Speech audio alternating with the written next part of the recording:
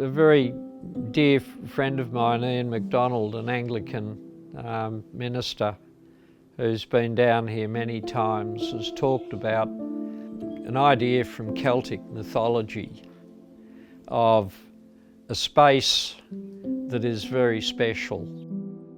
And that space is an edge, a thin edge, and it might be where the sky meets the sea, where the sea meets the shore, where the land looks over to see the setting sun. And that thin place is a place in Celtic mythology where amazing things can happen. And to me, that's Coomalie, a pretty amazing place. There's a lot of extraordinary history recorded here in the last 100 or so years. It really is a feel-good place.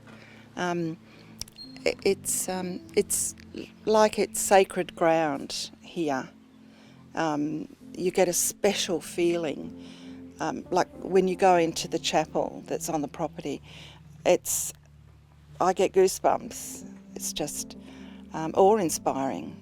These young men who were on the time of their lives, fighting for their lives, protecting us, defending our country so that we could live freely, and so many of them who gave their lives so that we could, to protect us. That's massive. The Coomalie region was the home for the Kanarakan people, but the European history of the place is very closely connected with the Kanarakan, because the first European to take up country here was Edwin Verburg, who was the pioneer horticulturalist down at Adelaide River. His wife was full-blood Kanarakan, old Maddie. They had a couple of daughters. He settled in, was market gardening here.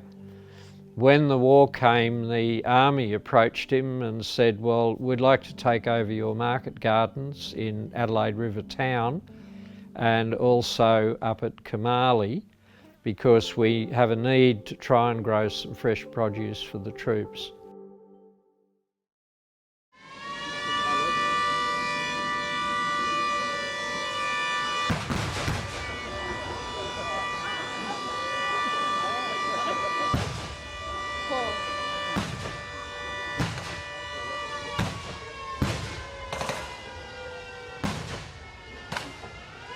The Japanese bombed Darwin 19th of February. There was a panic on. The place just wasn't prepared. Australia didn't have any aircraft here. The Americans did have some fighters, but they largely got shot out of the sky. 6 months later, 1st of August, the construction of Coomalie airfield started when an Australian airfield construction squadron moved in. And they built this place in 16 weeks. In 1942, trucks and graders came into view. It was the 54th OBU, working on the airfield. First aircraft to land here was beginning of November 1942. When Doc Fenton slipped a Tiger Moth in. Working on Coomalie.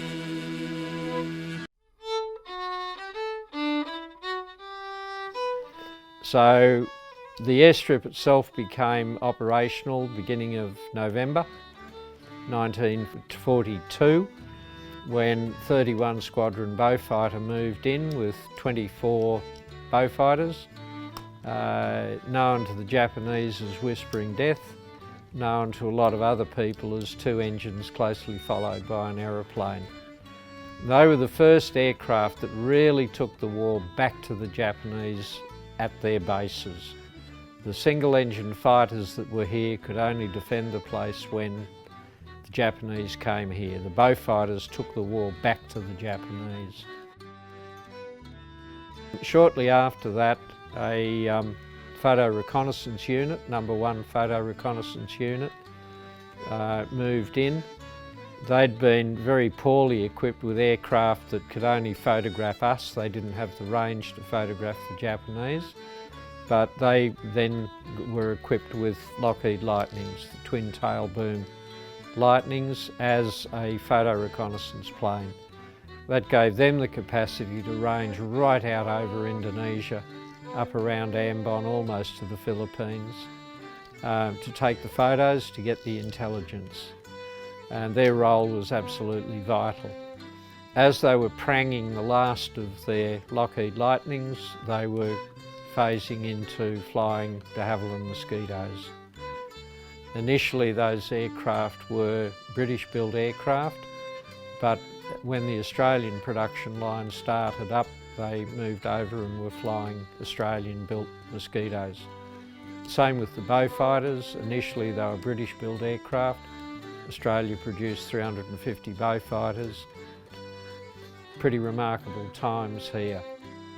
The Army provided anti-aircraft support with 6 Bofors emplacements around the airstrip, and they would bring crews in for 72-hour shifts and then phase them out and then bring another lot in. They were coordinated with some heavier anti-aircraft guns over at Batchelor, and eventually they were coordinated with the RAF, with fighter control, with radar giving them an indication of when the Japanese were coming in. The Japanese realised that there was starting to be some fighter defence around the place.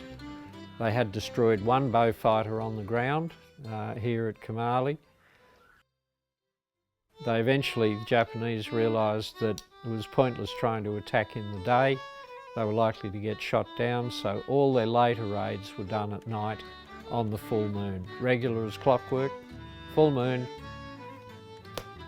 in came the Japs.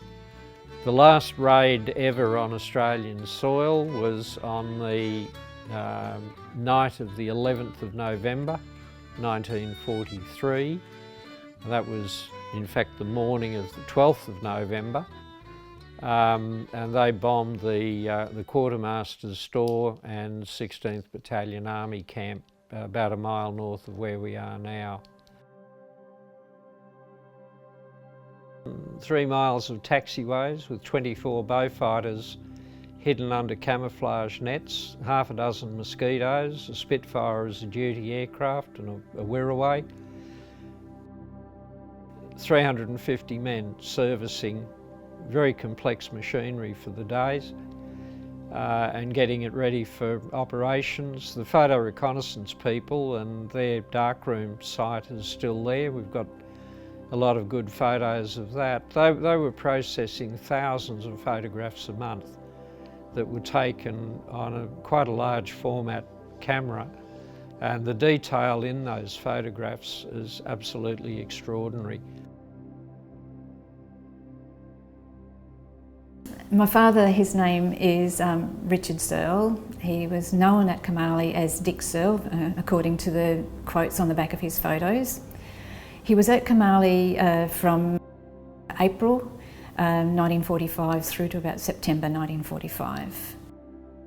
And his position at Coomalie was actually on the Mosquito aircrafts as an electrical fitter.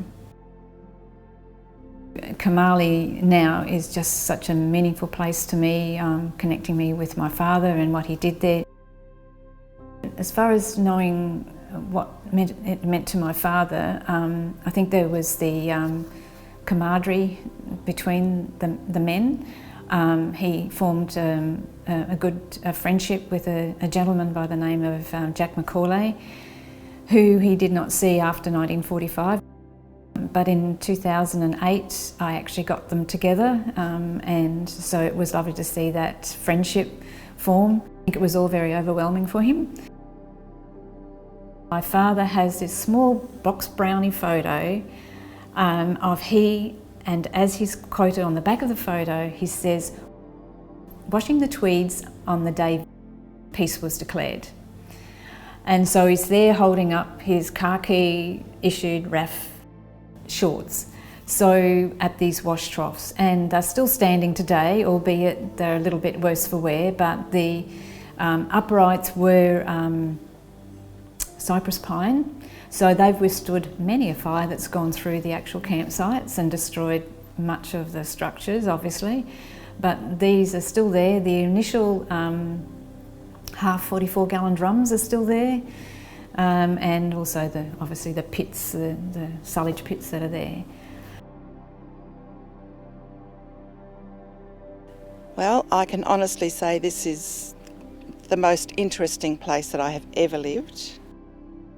We discovered that the DC-3 that is in Darwin is the exact plane that my father flew, one of the many planes that he flew during World War II. And so I feel a great connection to Coomalie, to Bachelor and this whole region, because my father was literally here during World War II.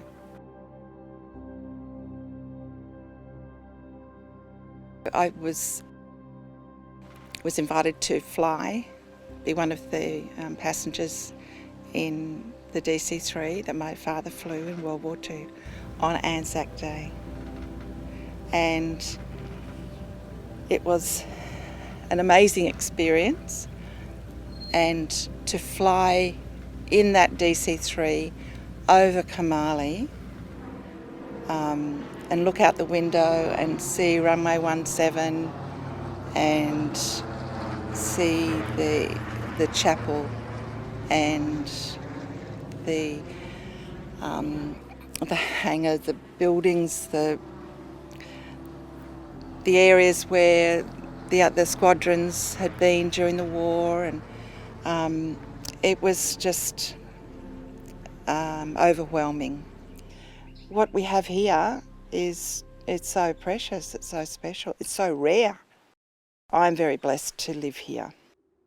3rd of August 1945, Squadron Leader Jim Gillespie was taking off with a Mosquito with full load of fuel, extra film, cameras and so on. It was the lead aircraft of 2 that were taking off to fly direct to Morotai. And Gillespie got about a quarter of the way down the runway. Something went horribly wrong. The aircraft speared off to the left and ran across the grass into a ditch and erupted in a massive ball of flame.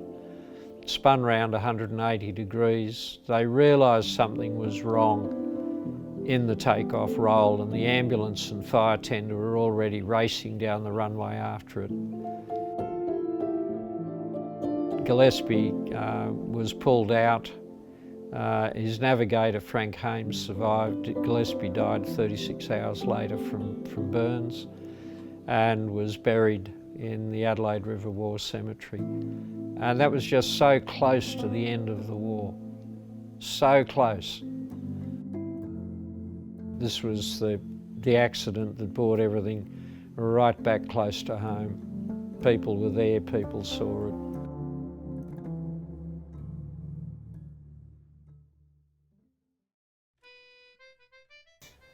15th of August 1945, the last mission of the World War II from the Australian mainland was a de Havilland Mosquito that took off from Coomalie and headed out over the Timor Sea.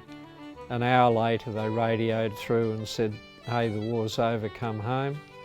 So that aircraft returned to Coomalie, did a magnificent low-level beat up from south to north up the runway. Mosquito, 2 Rolls-Royce Merlins on full song at about 200 feet, a dozen blokes and a jeep on the airstrip, and that was the end of World War II, the last mission for the RAAF. So Coomalie copped the last bombing raid, and it also had the honour of having the last operational mission of World War II. Something the Air Force can be very proud of. It's something that the children of today should learn about.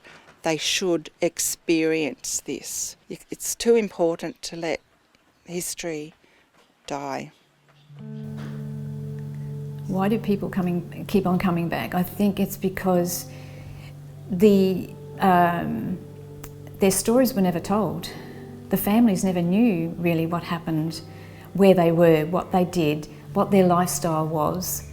And I think, which was an experience I had a couple of years ago when a family came back, they had never known where their brother, uncle or relative had passed away or had died because he had never returned home. So to me, it's a closure for the family as well.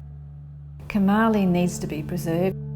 The airstrip has been heritage listed.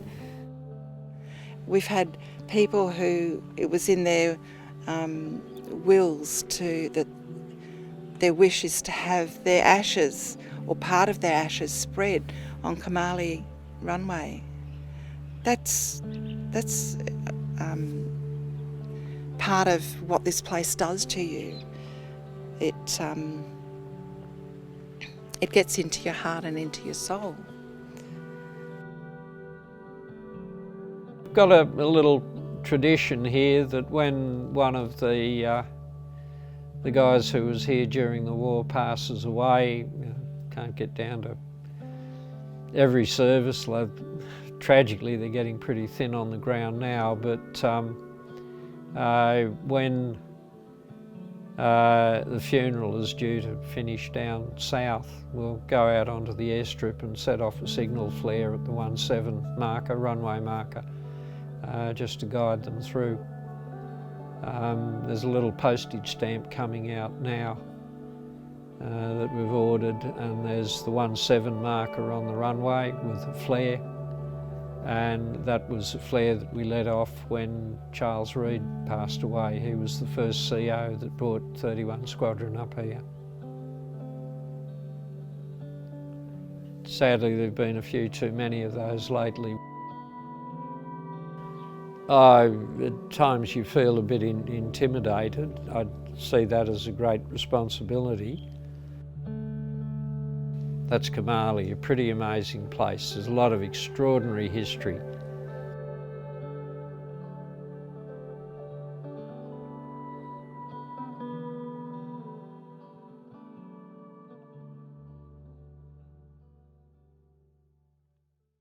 It was the 54th OBU, working on the airfield,